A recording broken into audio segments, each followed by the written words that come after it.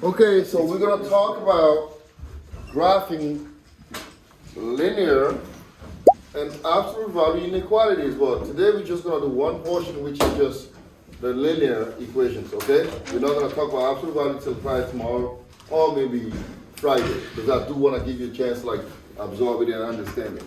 So now, why do we use graphing linear inequalities? Why is this important? Because I know you guys always ask the question, am I ever going to use this in life? Sure, you will use it, right? Example, say you want to throw a party, right, for people, and then you have about $200, that's all you have in your budget, right? And then a large pizza costs you about $11, and then soft drinks are like $2.25 per drink, right? Now, you don't want to spend more than $200 because that's within your budget. Now, you want to be able to have the kind of combination that will fall within this budget. How many drinks and how many large pizzas can you get, right? With $200. If the pizza costs $11 and your drinks cost $2.25. So this is the kind of stuff that we're going to be talking about. So you can actually use mathematics to come up with a combination. Instead of saying, well, I'm going to figure it out, but I'm going to try to. No, you say, hey, listen, when I was in Algebra 2, I learned how to do this. Let me do this for y'all. And everyone's going to look at you like, wow. The real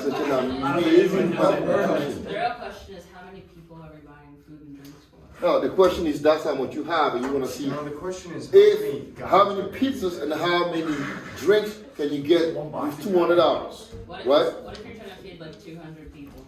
Well, obviously, you're not going to want to feed 200 people with $200. That's called what? Common sense, right? You can feed them. Huh? So School party. the equation is like this: 11p, right, plus 225. We're gonna call these drinks. We want it to be less than or equal to 200, right? You're gonna want to spend 200. So this is the equation that we have. But then in this equation we have what? We have two variables, right? We have two variables, and then we want to be able to find the kind of combination. So how many pizzas can I get, and how many at the same time drinks can I get with $200? If each pizza costs me $11 and each drink costs me $2.25. So this is why this chapter comes in handy. So now we're going to learn how to do this, right? So this is your real life application introduction, so that way I don't get the same question while I'm teaching. Am I ever going to use this in life? Well, yeah, you are going to use this because we know how to use it. Right? Huh? Do you normally graph this? You can graph it. It's No, super when you're easy. like, if you were gonna do this for like an actual thing, would you normally graph it? I'll graph it and I'll find my intersection point, and I'm going to use that to find how many drinks and how many pizzas that I can get.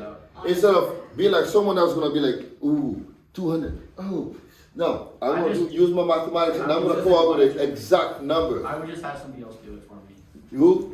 I just have you. I Yeah, just text you right. and say, That hey, was going to cost you money, man. He's too lazy to Yes, sir. What's that word above within his say? Within his budget, No, the one above it. combinations. Okay. Or combo. Right? Combo. All right. All right. So now that we have this formal introduction, now we're going to learn how to do this, right?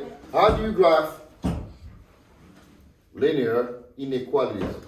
Too much zip down there. So, all right. So we're going to learn how to graph this here, right? We're going to graph this equation. Y is greater than negative 3x minus 2, right?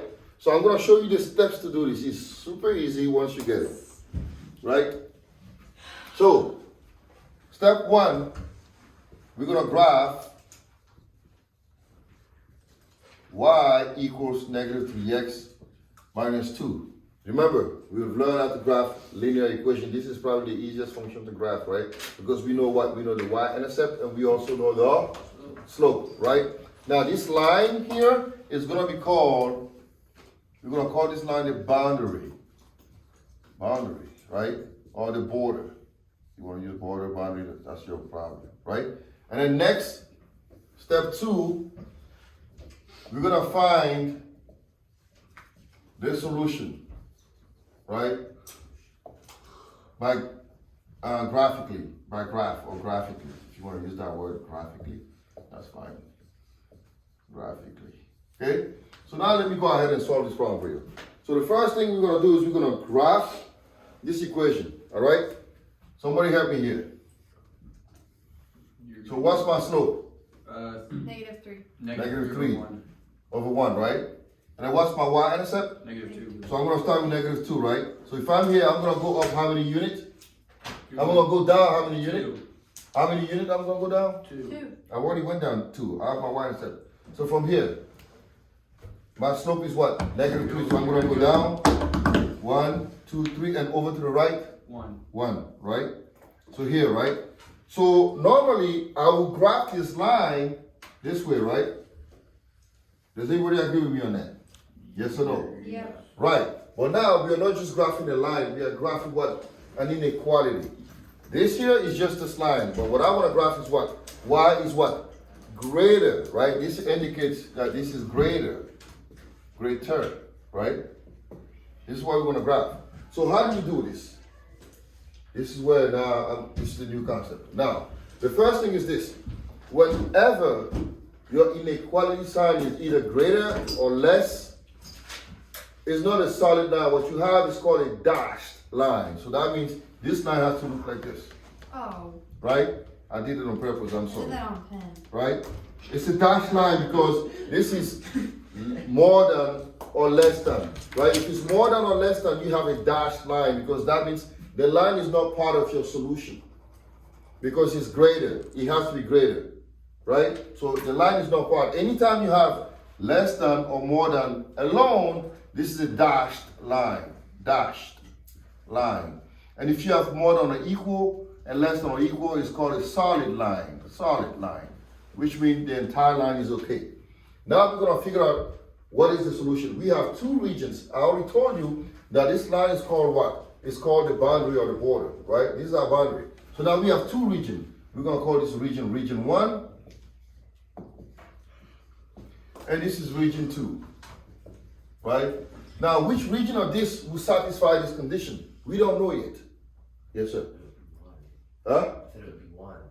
It's greater than. Well, we don't know that yet. We have to double check. Obviously, you can see by observation, but we don't know. We have to use a way to double check that, right?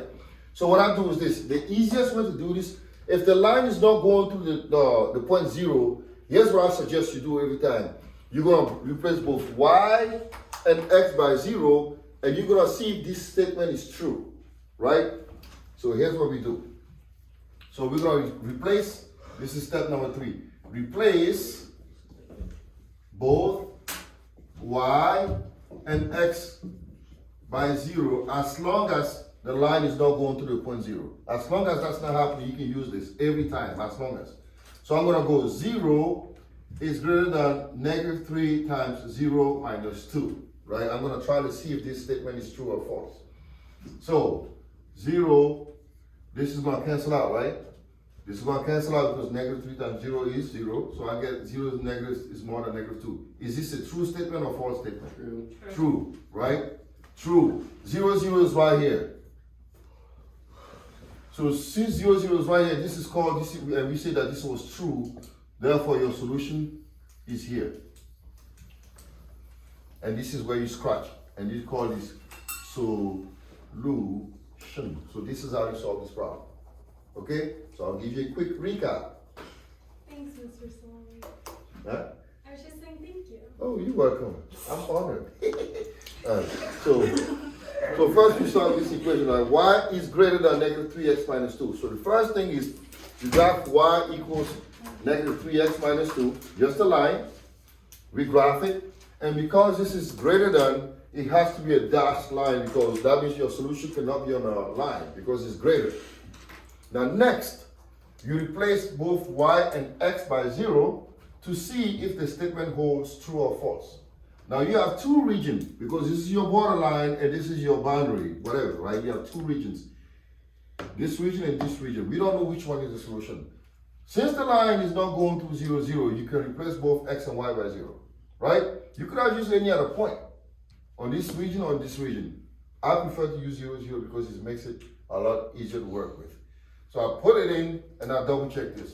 0 is greater than -2. Since 0, 0 is here and this is true, therefore this is my solution. Does that make sense? All right, so we're gonna do a couple more problems like this and then we can call it a day. And I'll give you a break. All right? I agree.